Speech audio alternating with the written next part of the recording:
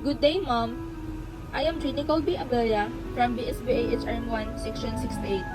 In this video, I will solve and explain the cost concepts in production, namely total cost, marginal cost, average variable cost, average fixed cost, and average total cost.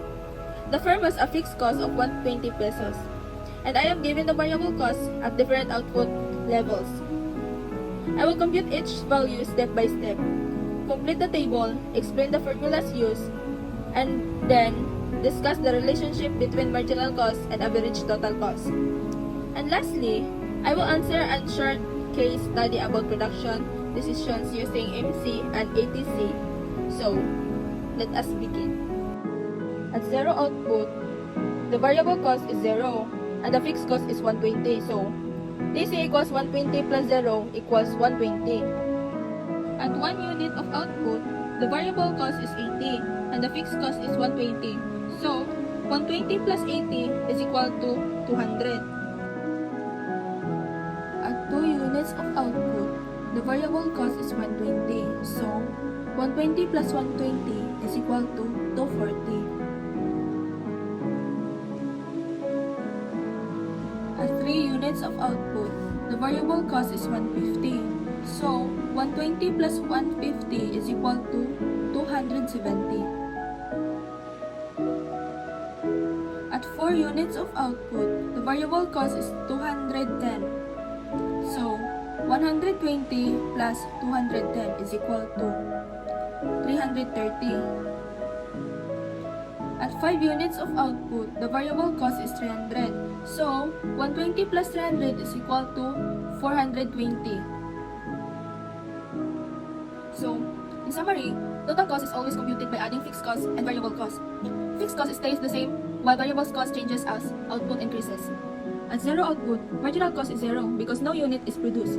From output 0 to output 1, total cost increases from 120 to 200. The change in total cost is 200 minus 120, which is 80. Since the change in quantity is 1, so 80 divided by 1 is equal to 80. From output 1 to output 2, total cost increases from 200 to 240. The change in total cost is 40. So, 40 divided by 1 is equal to 40.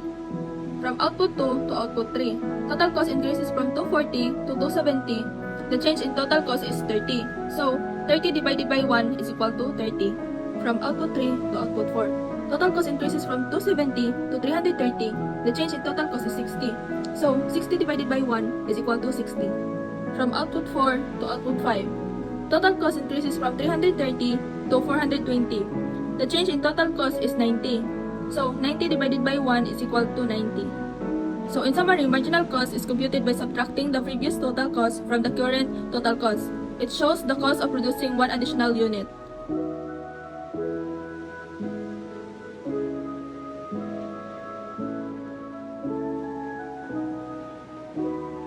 When output is 0, AVC is 0 because there is no production. At output 1, the variable cost is 80 and the quantity is 1. So, 80 divided by 1 is equal to 80.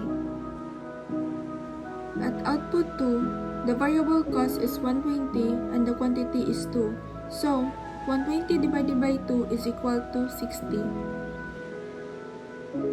At output 3, the variable cost is 150 and the quantity is 3. So, 150 divided by 3 is equal to 50. At output 4, the variable cost is 210 and the quantity is 4. So, 210 divided by 4 is equal to 52.5. At output 5, the variable cost is 300 and the quantity is 5. So, 300 divided by 5 is equal to 60. So, in summary, average variable cost is computed by dividing variable cost by quantity. It shows how much variable cost is needed to produce one unit. When output is 0, AFC is 0 because fixed cost cannot be divided by 0. At output 1, the fixed cost is 120 and the quantity is 1. So, 120 divided by 1 is equal to 120.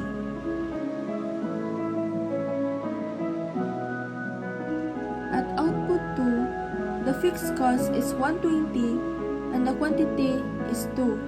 So, 120 divided by 2 is equal to 60. At output 3, the fixed cost is 120 and the quantity is 3. So, 120 divided by 3 is equals to 40. At the output 4, the fixed cost is 120 and the quantity is 4. So, 120 divided by 4 is equal to 30. At output 5, the fixed cost is 120 and the quantity is 5. 120 divided by 5 is equals to 24.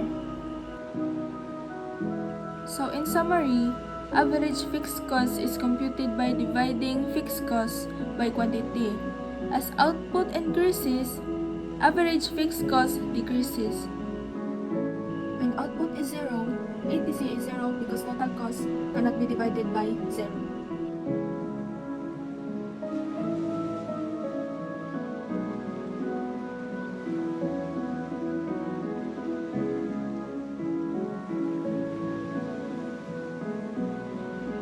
At output 1, the total cost is 200 and the quantity is 1. So, 200 divided by 1 is equals to 200. At output 2, the total cost is 240 and the quantity is 2. So, 240 divided by 2 is equals to 120. At output 3, the total cost is 270 and the quantity is 3.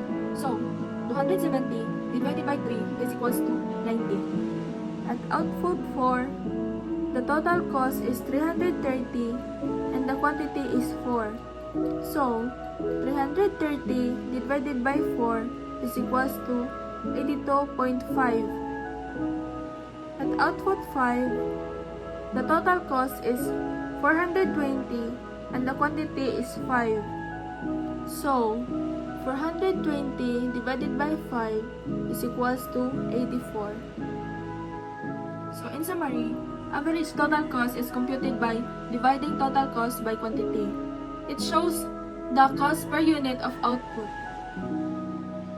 This graph shows the relationship between marginal cost and average total cost based on the values from my table.